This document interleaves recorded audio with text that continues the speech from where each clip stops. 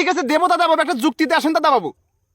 দাদা বাবু, আপনার টুনটুনিটা আছে না, টুনটুনিটা, সে টুনটুনিটা একটু টেনে দেখেন তো আপনার চুটকির কানাতে যায় নাকি। জি জি, হ্যাঁ যদি চুটকির কানা দিয়ে যায় দাদা বাবু, তাহলে চট্টগ্রাম লিখে দেবো আপনাকে দাদা বাবু।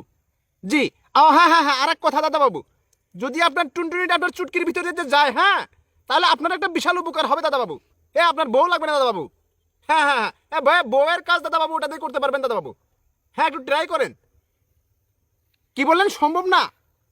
চুদির বেটা, চুদির বেটা, চুদির বেটা, যদি ওটাই যদি সম্ভব না হয়, তোর সাধারণ টুনটুনি আর চুটকি তো এক জায়গায় থাকে রে দাদা শালার বেটা। ওইটাই যদি ঢুকাইতে না পারিস, তাহলে আমার চট্টগ্রামের মানুষকে আঙ্গুল চুষবে রে দাদা বাবু।